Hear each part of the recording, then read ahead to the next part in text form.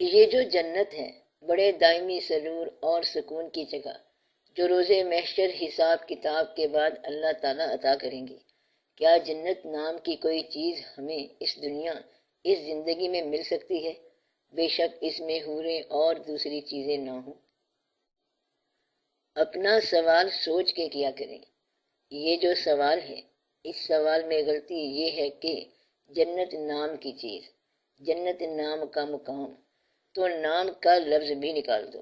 ماننے والے ایسا نہیں کہتے۔ جنت اور جنت نام کی چیز میں فرق ہے۔ زبان کے حساب سے کیا فرق ہے؟ ایک ہے جنت اور ایک ہے جنت نام کی شے۔ جنت نام کی شے میں بولنے والا اپنے آپ کو تھوڑا سا لا تعلق محسوس کرتا ہے۔ مثلا باپ نام کا آدمی اور باپ میں فرق ہے۔ باپ نام کا آدمی آیا ہوا ہے اور ابا آیا ہوا ہے، اس میں فرق سمجھو۔ پوچھا آپ کیوں پریشان ہیں؟ کہتا ہے اولاد نام کی کسی شے نے پریشان کیا ہوا ہے۔ اولاد میں اور اولاد نام کی چیز میں کیا فرق ہے، یہ مد نظر رکھو۔ اب سوال کیا بنا؟ جنت کا ایک مقام ہے جو اللہ تعالیٰ عطا فرمائے گا۔ پھر آپ نے جنت کی وضاحت کر دی کہ یہ دائمی سرور کا مقام ہے۔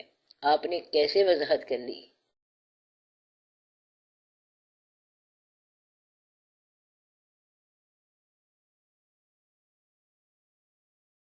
کر رہے ہیں کہ اس میں حور بے شک نہ ہو۔ آپ کون ہیں ترمیم کرنے والے؟ لہٰذا آپ جنت کا اپنا تصور بنا رہے ہیں کہ اس میں سے حوریں نکال دو جی۔ کیوں نکال دو جی؟ یا یہ کہیں گے کہ اس میں کوئی شے ڈال دو۔ وہ کوئی مقام ہے جو بھی ہے جنت ہے تو جیسی ہے۔ درخت بے شک نہ ہو، دودھ کی نہریں جو ہیں، دودھ تو ہمیں راس نہیں آتا، ہضم نہیں ہوتا۔ اب یہ بیان کا مقام نہیں ہے۔ حوریں کیا کریں گی؟ وہ تو بچوں جیسی ہوں گی۔ ہم لوگ عمر رسیدہ ہوں گے، چلنے کے لیے لاٹھی چاہیے ہوگی۔ نہ یہ بات کرنے والی ہے نہ یہ بات سمجھنے والی۔ اللہ کریم نے فرمایا کہ جنت دائمی شباب کا مقام ہے۔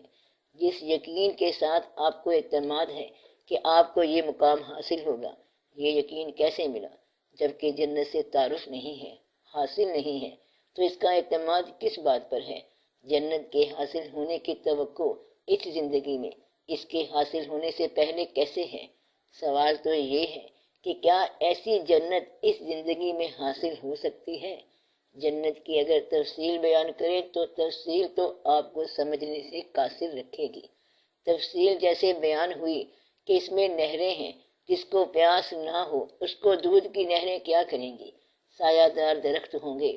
پہلے اگر کوئی سردی میں ہے اسے سایہ دار درخت کی کیا ضرورت ہے؟ ٹھنڈے موسم ہوں گے۔ اور جو دھوپ کے انتظار میں بیٹھے ہیں وہ کیا کریں؟ وہاں پر بارشیں ہوں گی، اور جن لوگوں کو پہلے بارشوں سے نقصان پہنچا ہے وہ کیا سمجھیں گے اس بات کو؟ جنت کو سمجھنے کے لیے اس کا دیکھنا ضروری ہے، اور سمجھنے کے لیے جنتی ہونے کی کیفیت کا ہونا ضروری ہے۔ جب تک جنتی ہونے کی کیفیت نہ ہو آپ کو اس زندگی میں جنت کا مقام نہیں مل سکتا، اور اگر جنتی ہونے کی کیفیت سمجھ آئے تو آپ کو یہ مقام یہاں ہی حاصل ہو سکتا ہے۔ اگر یوں تعریف کر دی جائے کہ اللہ تعالیٰ کا تقرب جنت ہے اور اللہ تعالیٰ سے دوری دوزخ ہے تو یہ اس زندگی میں حاصل ہوتا ہے۔